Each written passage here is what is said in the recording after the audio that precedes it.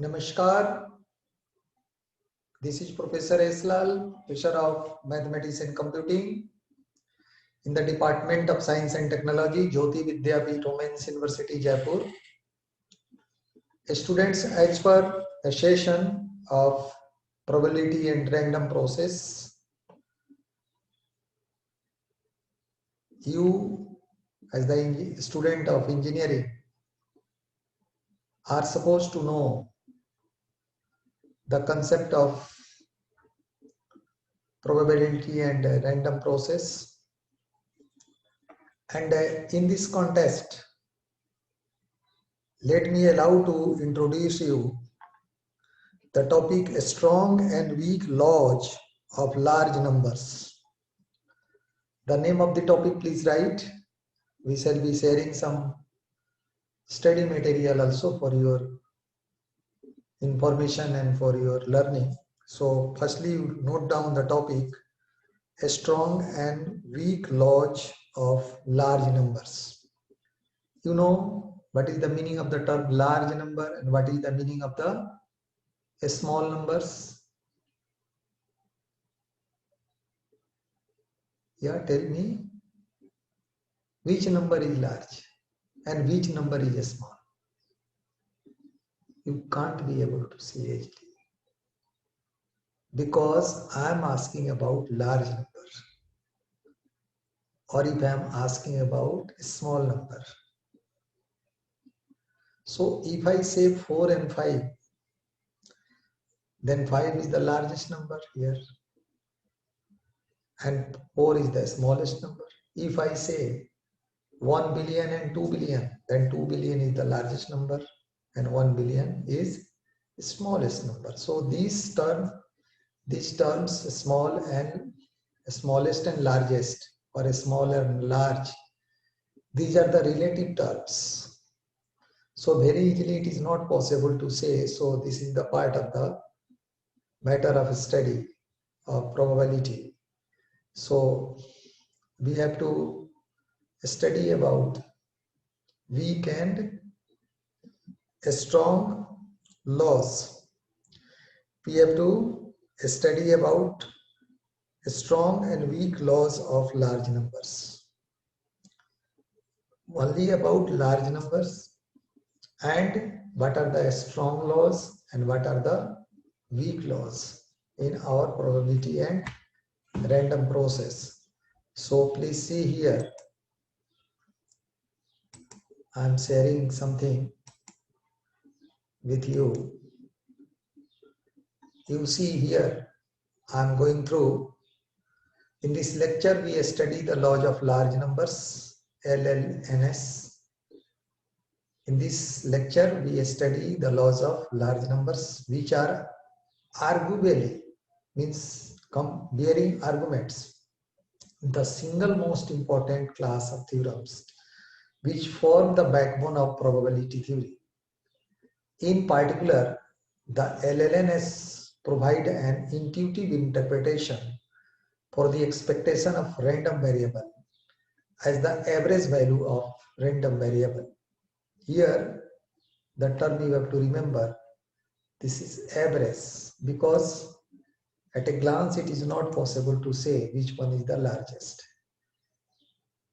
In the class of IID random variable that we consider in this lecture, the LLN roughly says that the sample average of a large number of IID random variables converges to the expected value. As I introduced you in the beginning. The strong law of large number, as the name suggests, assert the stronger notion of almost sure convergence. The point where the maximum convergence is you are expecting to be tending is supposed to be the stronger notion of almost sure convergence. So please come on the topic and let us see weak law of large numbers is what? Weak law of large numbers. Please let us write.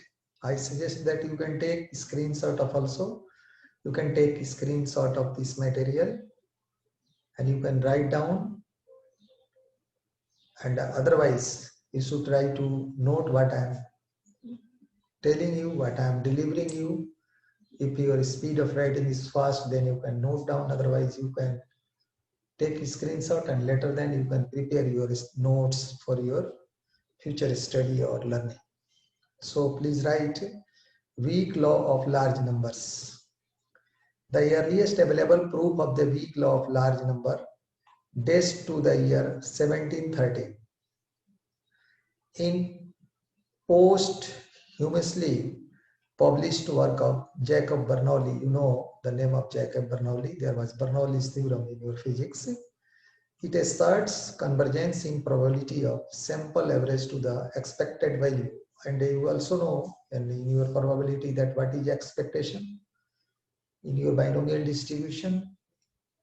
You have gone through the concept of expectation that is denoted by EX. So please let us come on the theorem, weak law of large number. This is the first theorem of this topic. Let x1, x2, x3 be IID random variables with the finite mean Ex, and let Sn is equal to sigma I is equal to 1 to xi. Then Sn upon n tending to IP Ex. So how we shall get proof of this? If we are considering these above facts, then how we can get this result? This is the motto of this theorem to prove, and this is telling about the weak law of large numbers. Students, you are advised that kindly see minutely, because this one is important for your examination of all level, whether it is competitive examination of UPSC level, GATE level, or whether it is your university examination. This theorem of weak law of large numbers is very much important. We can ask you that state weak law of large number and give its proof. So you should try to understand, and in case of any confusion, you can ask, you can interact me during live interaction. First, we give a partial proof of assuming the variance of x to be finite. We are finding firstly the variance of x and we are taking its value as finite, that is sigma square x is less than infinity. Since xi's are IID of expectation Sn is equal to number of expectation of x, and variance of Sn is equal to, you know, n into variance of x. This implies that E of Sn upon n is equal to Ex. This implies variance of Sn upon n is equal to, you can write here from here, sigma square x divided by n. Now let us see by the concept of the limit, that limit n tends to infinity, probability of Sn by n minus Ex is greater than epsilon, less than or equal to limit n tends to infinity, variance of Sn by n divided by epsilon square, as you have gone through already, Chebyshev inequality, and this will give you limit n tends to infinity, sigma square by n epsilon square is equal to 0.